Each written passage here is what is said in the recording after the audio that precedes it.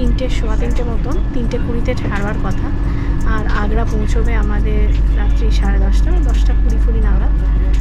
তো ভীষণ ভালো একটা সময় কাটিয়ে বেনারসে প্রচণ্ড বৃষ্টি পেয়েছি আমরা। আর লাস্ট দিন মানে আজকে সকাল থেকে দুপুর অবধি আমাদের যা প্ল্যান ছিল সেগুলো ক্যান্সেল করতে হলো, এত বৃষ্টি পড়ছিল সকাল থেকে। আর তারপরে আমরা এখন স্টেশনে এসে পৌঁছেছি। বিএসবিএস স্টেশন থেকে বন্দে ভারত ছাড়বে। তো চলো বন্দে ভারতে কী কী খাওয়াচ্ছে আর কীরকম কী পরিষেবা সেগুলো সমস্ত রেকর্ড করবার চেষ্টা করছি। বারাণসীতে 2 রাত কাটানোর পরে তৃতীয় দিন দুপুরে ভারাক্রান্ত মন নিয়ে আমরা বারাণসী ছাড়লাম, কারণ সকাল থেকে তুমুল বৃষ্টি। সেই বৃষ্টির দাপটে আমাদের গঙ্গায় নৌকা বিহার ও ভোরবেলায় গঙ্গারতি দেখাসহ 2-1টা প্ল্যান ক্যান্সেল করতে। যাই হোক, শেষটা সুমধুর না হলেও খুব সুন্দর একটা ট্রিপ কাটিয়ে আমরা বারাণসীর ওল্ড রেলওয়ে স্টেশন বিএসবিএস থেকে আগ্রাগামী বন্দে ভারত এক্সপ্রেস ধরবো বলে এসে অপেক্ষা করছিলাম। নির্দিষ্ট সময় বন্দে ভারতের গেট খুলে দিল, তো আমরা বন্দে ভারতে চেপে বসলাম। ভীষণ এক্সাইটেড, তার কারণ এটা আমাদের প্রথমবার বন্দে ভারতে চড়া। আমরা প্ল্যান করিয়ে এসেছিলাম যে কোনো একটা ট্রিপ আমরা বন্দে ভারতে সারবো বলে। তো চলো বন্দে ভারতে যখন এখন ঢুকেই পড়েছি, তো তোমাদের একটা ছোটোখাটো ট্যুর দিয়ে দিই। আমাদের নির্দিষ্ট কম্পার্টমেন্টের বাইরেই আমি এখন দাঁড়িয়ে আছি। তো তোমাদের ওয়াশরুমটা দেখালাম, কীরকম ক্লিন তো দেখলেই। বন্দে ভারতে চড়ে আমার একটা জিনিস কন্টিনিউয়াস রিয়েলাইজেশন হচ্ছিল যে ইন্ডিয়ান রেলওয়েতে বন্দে ভারতের আসাটা ক্লিনলিনেসের কনসেপ্টটাকে একদম বদলে দিয়েছে। চারিদিকে এত পরিষ্কার পরিচ্ছন্ন, দেখে মনে হচ্ছিল যেন আমরা কোনো ফরেনের ট্রেনে রয়েছি।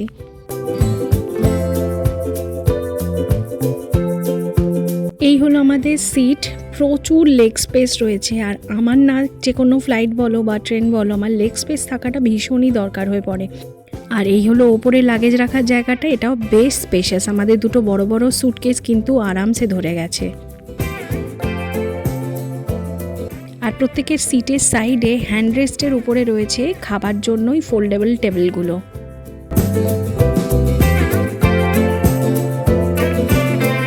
ফ্লোর থেকে একটু উপরে দুটো সিটের মাঝখানে রয়েছে চার্জিং পয়েন্ট, আর তার সাথে ইউএসবি কানেক্টরের জন্য ইউএসবি পয়েন্ট।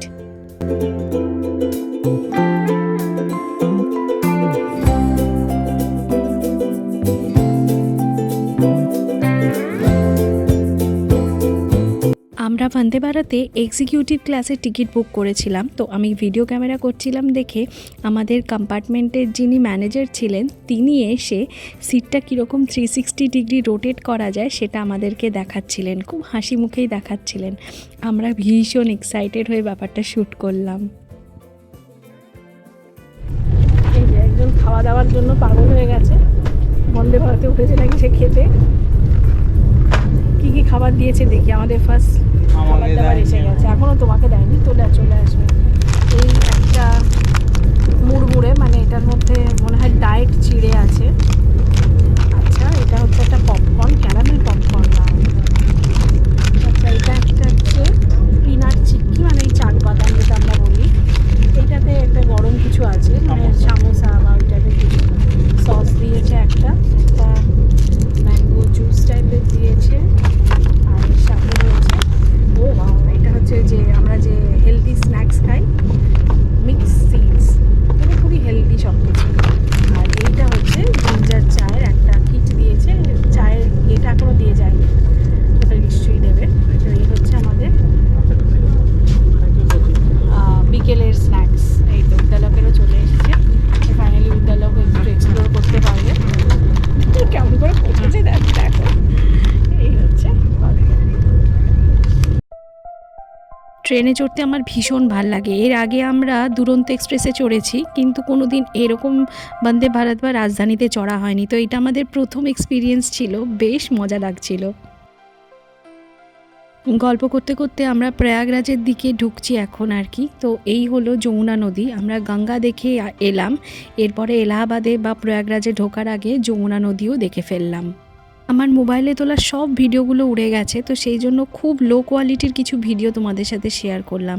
প্রয়াগরাজের পর ধীরে ধীরে কানপুর স্টেশন এবং বাকি যা যা স্টেশন সেই সমস্ত পার করে আমরা প্রায় 10:30 নাগাদ কিন্তু আগ্রা পৌঁছেছিলাম।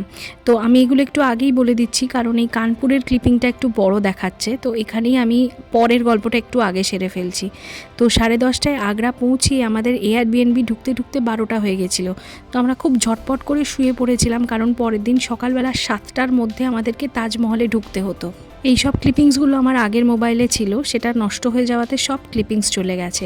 তো যাই হোক, বন্দে ভারতে আবার ফিরে আসি। তো আমাদের ডিনারও সার্ভ করলো কানপুর পেরিয়ে যাবার পরে। ভাত, ডাল, চিকেন কারি, দই ছিল, রুটি ছিল, আর মটর পনির বা আলু মটরের একটা সবজি ছিল।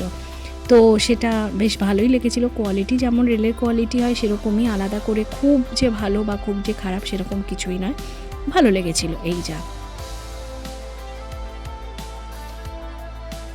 আগ্রায় আমাদের বরাদ্দ ছিল একটা দিন, তাই খুব হেক্টিক যাবে বলে আমরা দিনটা 6টার সময় শুরু করেছিলাম। 6টার সময় আমরা একটা উবার ধরে তাজমহল চত্বরে পৌঁছে গেছিলাম। ওখানে পৌঁছে ভেবেছিলাম ভোর ভোর ফাঁকায় ফাঁকায় ঠান্ডায় ঠান্ডায় আমরা তাজমহল দেখা সেরে ফেলবো, কারণ ওখানে স্বাভাবিক গেলে অনেক ফটোশ্যুট বা অনেক ব্লগ শ্যুট করা থাকে। তো এইসব ভেবেই আমরা অনেক ভোরে কিন্তু তাজমহল যাত্রা শুরু করেছিলাম। কিন্তু ওখানে পৌঁছে এক ভয়ঙ্কর টুইস্টের সম্মুখীন হলাম, যা আমরা ভাবতেও পারিনি। সকাল 6টার সময়তেও দেখো কাতারে কাতারে লোক তাজমহল দেখতে এসছে।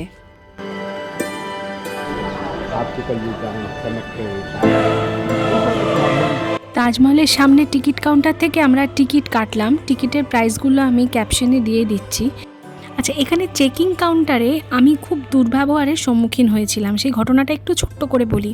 টিকিট কাটার পরে সিকিউরিটি চেক ইন হয়, সেটা তো সবাই জানি। তো সিকিউরিটি চেক ইনের সময় আমার ব্যাগে সবসময় একটা নোটবুক আর পেন থাকে কোথাও বেড়াতে গেলে। নোটবুক এবং পেন দুটোই বাজেয়াপ্ত করে নেওয়া হয়েছিল। পেনটা নয় তাও বুঝলাম ভ্যান্ডালিজমের জন্য, কিন্তু নোটবুকটা কেন নেওয়া হয়েছিল সেটার কারণ আমি আজ অবধি জানতে পারিনি, এবং আমি বারংবার জিজ্ঞেস করাতে ওনারা সঠিক কোনো উত্তর দিতে পারেনি, উল্টে আমার সাথে তর্ক এবং দুর্ব্যবহার করেছে।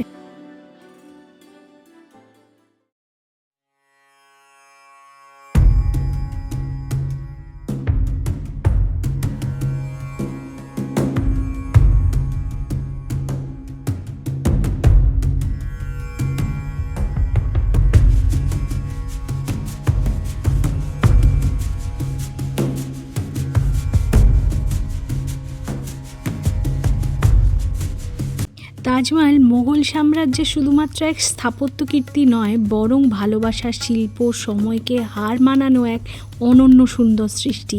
পৃথিবীর নানা প্রান্ত থেকে মানুষ ছুটে আসে শুধুমাত্র এই সাদা মার্বেলের উপর আলো ছায়ার খেলা, মার্বেলের সূক্ষ্ম কারুকাজ ও শতাব্দী প্রাচীন ইতিহাসকে অনুভব করতে।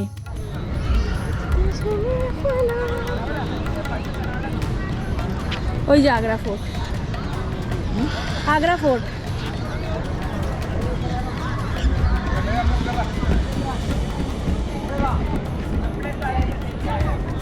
ছোটবেলা থেকে দিল্লি আগ্রা আমাদের দুজনেরই অনেকবার ঘোরা, কিন্তু একসাথে কোনোদিনও আসেনি। তো আমাদের বরাবর ইচ্ছা ছিল একসাথে একবার তাজমহল দেখার। সেই স্বপ্নটা আজকে সত্যি হলো। লাস্টবার যখন এখানে এসেছিলাম তখন এই যমুনা নদী একদম শুকনো ছিল, এখন দেখছি তাও একটুখানি জল হয়েছে।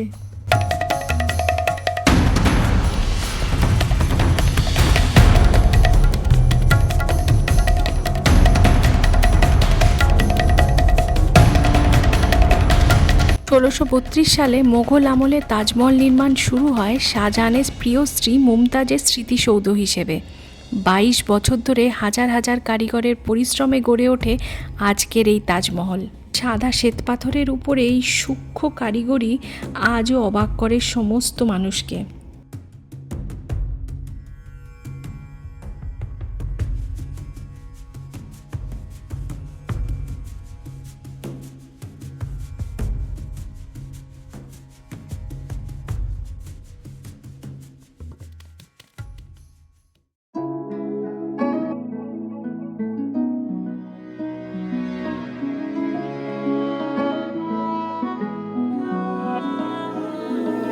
এবারে তাজমহলে গিয়ে আমাদের আরেকটি সুপ্ত ইচ্ছে পূরণ হয়েছে, তা হলো কাপল ভিডিও শ্যুট আর ফটোশ্যুট।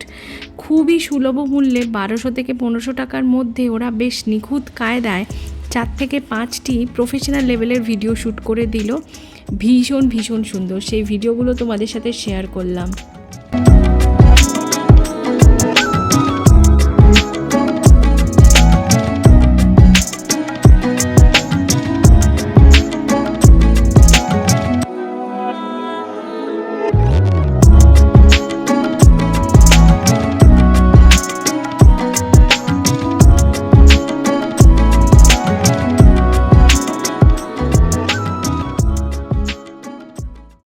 প্রায় ঘন্টা দুয়েক তাজমহলে ঘুরে আমরা 2.5 থেকে 3 কিলোমিটার দূরে থাকা আগ্রা ফোর্টে পৌঁছে গেছি।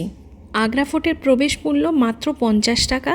আর এখানে ক্লোক রুমে আমাকে আসতে হয়েছিল, কারণ ট্রাইপড অ্যালাউড ছিল না, তাই জন্য ট্রাইপডটাকে রাখবার জন্য আমাকে ক্লোক রুমে আসতে হয়েছিল। তো যাই হোক, আগ্রা ফোর্টেও সেদিনকে প্রচুর ভিড় পেয়েছি আমরা গাইড নিয়েছিলাম, উনি 600 টাকাতে পুরো আগ্রা ফোর্টটা আমাদেরকে ঘুরিয়ে দেখিয়েছিলেন। আর এখানে বলি, গাইড চার্জ কিন্তু নেগোশিয়েবল, তোমরা ডেফিনেটলি বার্গেন করো। লাল বেলে পাথরের তৈরি এই আগ্রা ফোর্ট কিন্তু মুঘল সাম্রাজ্যের শক্তি, রাজনীতি ও ইতিহাসের সাক্ষী। প্রায় 2.5 কিলোমিটার জুড়েই বিশাল বড় প্রাচীর রয়েছে। 1565 সালে এটি নির্মিত হয় এবং 1983 সালে ইউনেস্কো ওয়ার্ল্ড হেরিটেজ সাইট হিসেবে আখ্যা পায়।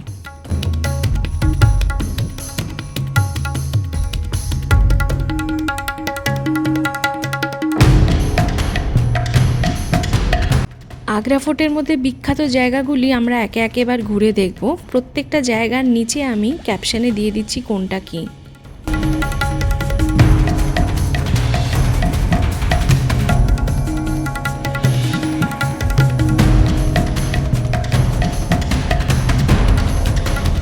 আগ্রা ফোর্টের মধ্যে সবথেকে পপুলার জায়গাগুলোকে আমি মার্ক করে দিলাম। এই যেমন ধরো জাহানারা মহল, আঙ্গুরি বাগ, খাস মহলের অন্দরসজ্জা তো জাস্ট অসাধারণ। এই যে সুদৃশ্য ঝাড়খাগুলো, এর থেকে কিন্তু তাজমহল খুব সুন্দর রূপে দেখতে পাওয়া যায়। এই দিওয়ানি খাস আগে জনসাধারণের জন্য কিন্তু ওপেন ছিল। আমারই মনে আছে ছোটোবেলায় আমি এখানে প্রবেশ করেছিলাম। শুনলাম এখন ভ্যান্ডালিজমের জন্য কিন্তু বন্ধ করে দিয়েছে। এটি হলো মুসাম্মান বুর্জ, এখান থেকে কিন্তু তাজমহল স্পষ্ট দেখা যায়। এখানেই শাহজাহান কিন্তু বন্দি দশায় ছিলেন।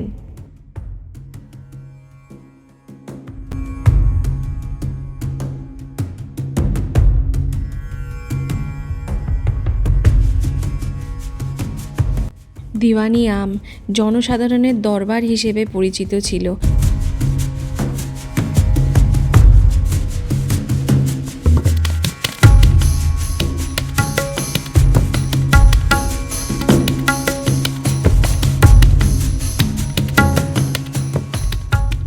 ফতেপুর সিকরি এসে দেখলাম সব বদলে গেছে। আগে এই অবধি গাড়ি আসতে দিত, এখন স্পেশাল কেসেস ছাড়া এখানে গাড়ি আসতে দেয় না। এই ব্যাটারি চালিত গাড়িগুলো আসে।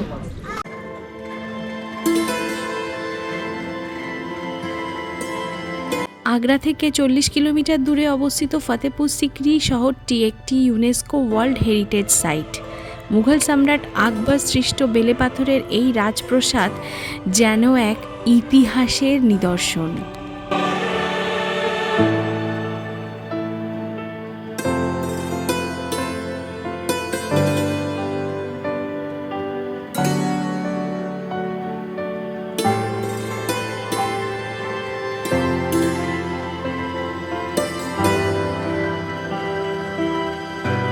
যোধা ভাইয়ের মহল, 5 মহল, দিওয়ানি আম, দিওয়ানি খাস, এই সমস্ত কিছু আমরা ফতেপুরে দেখলাম।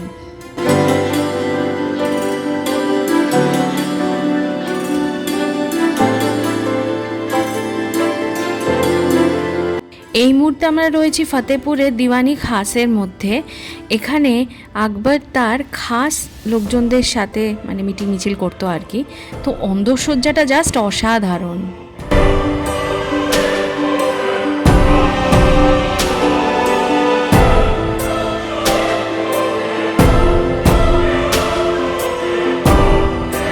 এই বিখ্যাত 5 মহল নাকি এক্সারসাইজ করবার জন্য তৈরি করা হয়েছিল।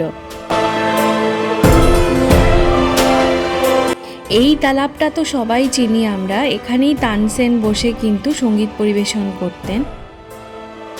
আরেকটা ফ্যাক্ট দিই, এখানে শাহরুখ খানের পরদেশ সিনেমায় একটা গানের শুটিং হয়েছিল এই জায়গায়।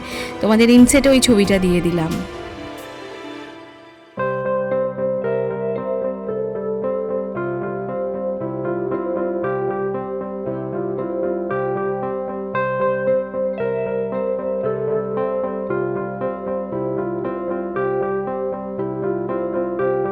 সত্যি কারুকার্য এতটাই নিখুঁত হওয়া উচিত যে পাথরের তৈরি দেওয়ালকে দূর থেকে দেখলে কাঠের তৈরি দেওয়াল মনে হবে।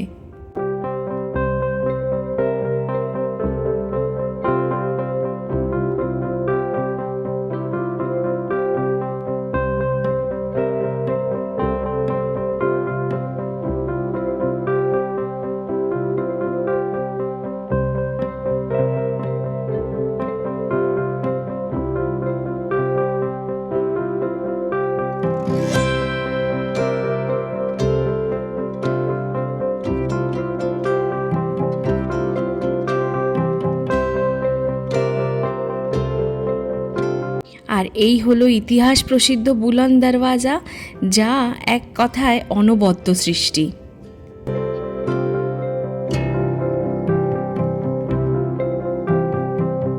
বুলন্দ দরওয়াজার সামনেই রয়েছে সিকরি শহরের এক অসাধারণ সিটি ভিউ।